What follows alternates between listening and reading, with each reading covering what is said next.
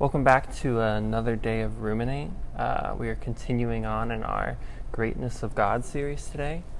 So yesterday we looked at the power and mind of God in Isaiah 40:28. But today we're going to be looking at a new verse, 1 Chronicles 29:11.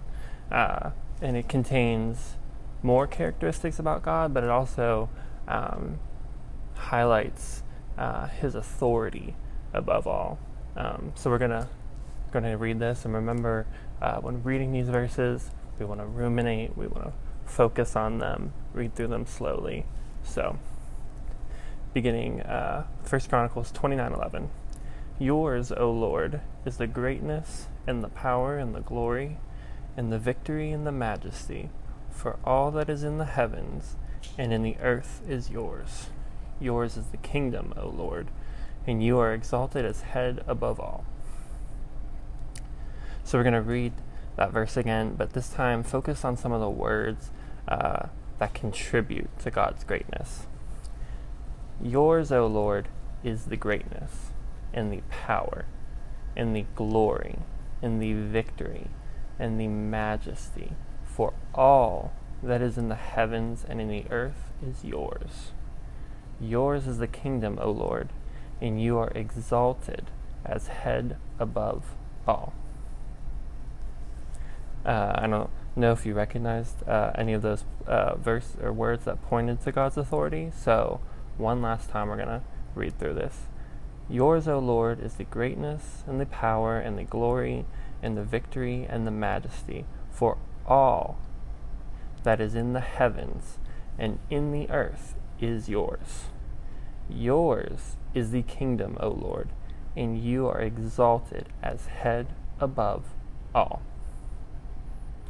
So this verse comes at a time, is about happening when Israel was constructing a new temple, and just with the blessing that this brought of constructing a new temple, David wanted to highlight everything that had been blessed upon them from God. So, not only do we see more of these descriptions of just God's power, and just of who He is, but we also see these praises of His authority. And we see not only just His authority, but His authority above all. He uses that word all, everybody. Not just some, not just a few, but everybody. And a few different Bible commentaries really even took time, like a paragraph in their writing, to really highlight this authority, and really recognize the importance of it. So that's what we're really wanting to focus on today, is just that authority that God has, for our lives. So, in the middle of the verse it says, for all that is in the heavens and in the earth is yours.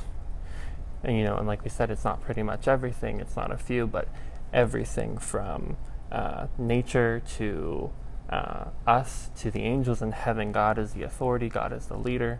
And not only as Him being the leader, but the other thing we're supposed to do is, besides recognizing Him, is we're supposed to praise Him for being the authority. There's the part of recognizing His authority, but then we're to praise Him for it. And that's what David was doing in this passage, was recognizing God's authority, but also praising Him for it. And the greatness of God is the authority above all, including the authority over our own lives.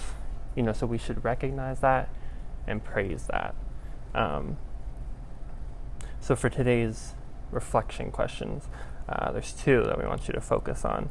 And so the first is straight and simple: is God the authority in your life? We said God is the authority above all, but is He the authority in your life? Are you letting Him lead? Are you letting Him guide? So just take some time to think about that, and then kind of going along with that, and it doesn't matter your previous answer, but just write out a couple of areas where, write out, or at least think about it, a couple areas in your life where God needs to be the authority in your life, or where He doesn't have much authority. Maybe you give Him a little bit, but not enough. So just take some time to go through that, But we want to thank you for joining us on Ruminate today, and we will see you back here again tomorrow as we continue looking at the greatness of God.